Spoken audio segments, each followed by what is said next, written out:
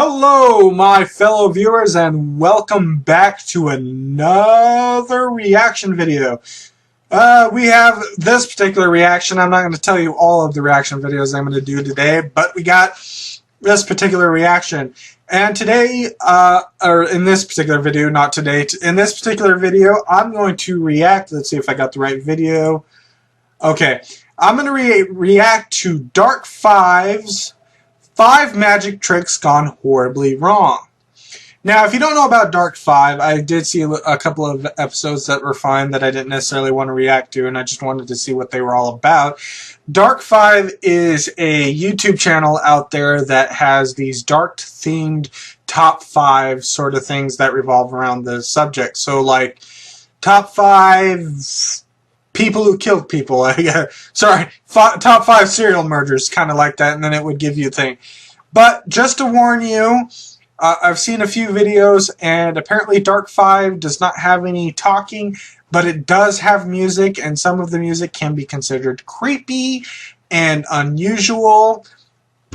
So I just want you to be warned that you may be hearing weird music and stuff of that nature. So I'm going to go ahead and react to this. So just so we can see what this is. Top 5 magic tricks gone horribly wrong. By the way, I will try to read what I see on here, but it might go too fast, so I might actually be skipped. It's about a minute. It's about 8 minutes long. 8 minutes and a half, almost 9 minutes long. So let's get into this. I'm at the invisible 0. 3, 2, 1, play. Let's turn up the music a little bit for me. 5. Car crash. Carr the Mysterious, otherwise known as Charles Rowan, was a South African escape artist. Ooh, I can see where this is going. Who achieved local fame in the 1920s and 30s by mounting his own high-risk stunts, narrowly escaping death each time. Oh no. In an effort to make a bigger name for himself, Carr sought to perform an especially dangerous trick during one show. Car crash? Tied up in a straitjacket, he would aim to escape the path of a speeding car that was headed straight towards him. I can see where this is going. With the driver accelerating to speeds of over 45 miles an hour, or 72 kilometers an hour. Carr was left with less than 15 seconds to squirm out of the straps and was ultimately too slow. Okay, we don't need to see weird picture. Oh. In front of a large crowd that included many small children, the car ran Carr over. So I'm not laughing because it's funny, I'm laughing because it's really awful. Requiring that his leg be amputated and leaving his body mangled. He's still alive after this? While in the hospital, Carr absolved the driver of any personal responsibility. I would assume so, because it was your fault for doing this stupid thing. Before eventually succumbing to his injuries. Ah, so he did die. I kind of assumed that was the case. It's like, there's no way he could survive that. That'd be a miracle in itself. Shooting blanks. The gun trick is one of the most dangerous stunts performed by magicians, in which a gunshot wound is feigned. Gunshot wound is feigned. Before the performer reveals to the stunned audience that the bullet has been stopped in its tracks. Like in his teeth? Isn't this how one of the famous ones died? Observers may be under the illusion that the magician caught the bullet, but no shot is really fired. Unless you're that one magician who's really stupid. Yet, over 15 magicians have still died at the hands of this trick. Why? Because of... Oh, okay, I can understand why now. One of the most notable deaths by gun trick transpired in November 1820. Harry Houdini, David Copperfield, one of those guys? Oh, maybe not. When a Polish magician and his wife, Madame Delinsky, was putting on a show for a prince in Arnstadt, Germany. So the gun wasn't being shot blanks, I'm assuming. Madame Delinsky was to be shot by a firing squad of 6 men, stopping all 6 bullets. Madame Delinsky? But when the soldiers were inserting blanks of the rifles before showtime, One accidentally loaded a live round. Oh, yeah, I can see why. On stage, Madame Delansky was shot through her abdomen and died 2 days later, reportedly driving her grieving husband into incapacitating insanity. 3. Black Hermans Private Graveyard. Benjamin Rucker was an African-American illusionist who performed under the stage name Black Herman in the Jim Crow South, demonstrating magic secrets taught by Zulu witch doctors for primarily black audiences. That's racist! No, just kidding. In the most signature trick in his repertoire, Black Herman would enliven patrons by being alive. Ooh. Claiming that he was immortal and that he was directly descended from Moses. The biblical Moses? The trick called for Rucker to be called laid to rest in an outdoor area called Black Herman's Private Graveyard, where he would be exhumed alive 3 days later to continue on with the show. Something must have happened. Due to his reputation, no one believed it when Rucker was actually struck dead. No one. Oh, okay. After he suffered a heart attack at the end of one of his shows in April of 1934.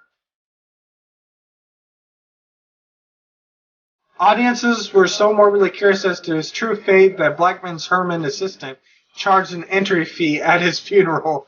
Oh, jeez. So that people could see that Black Herman was in fact actually dead. Number 2, Buried Alive. That's not related to the other one? 32-year-old Joseph Amazing Joe Burris had one lifelong dream. To live forever. And that he was to be more famous than his hero, Harry Houdini. Okay, living forever probably would have been impossible. On the anniversary of Houdini's death, Halloween night in 1992, he attempted the escape at which even Houdini had failed. Ooh. Being buried alive. Ah.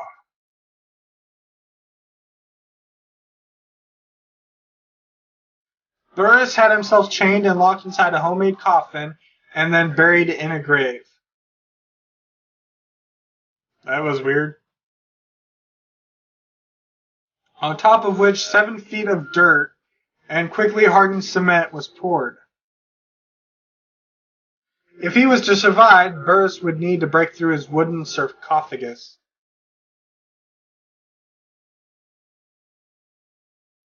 And dig to the very top before running out of oxygen.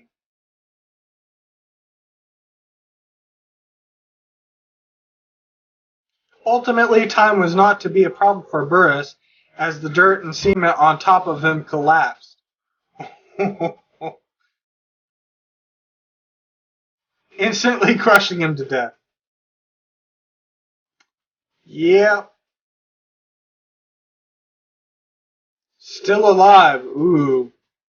This might be a gruesome one. Washington Irving Bishop was born to a spiritual family as a skeptical son of a practicing medium. Leading him to work for a psychic as an adult in an attempt to expose the profession's fraudulent tricks.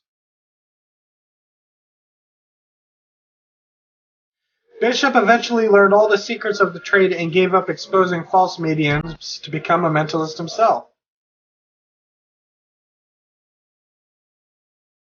Freely admitting to his audiences that he had not one supernatural power. Indeed, Bishop rose to local fame by holding the hands of audience members and asking them a series of questions. Yep, that's how those mentalist things do it, where he would sense acute muscle and eye movements as tells that gave away participants' thoughts and lies. Yep, that's how they work. On May 12, 1889, while performing in New York City, Bishop fell unconscious on stage, suffering from catalepsy. Don't think I've heard that. Awakening a short time afterwards, asking to finish the performance before falling out of consciousness forever. Okay. Some, including his mother, alleged it was the autopsy that ultimately killed him while he was in a comatose state and still alive. Oh, is catalepsy that one thing I think it is? Oh. Okay. I think I've heard of catalepsy before. I think there was actually a real-life case of a woman who may have suffered from catalepsy, and she thought she was dead. There was like police officers and ambulances, and she was dead. And then she was taken to the morgue, where she would be awakened, and then she'd like be freaking out. And I think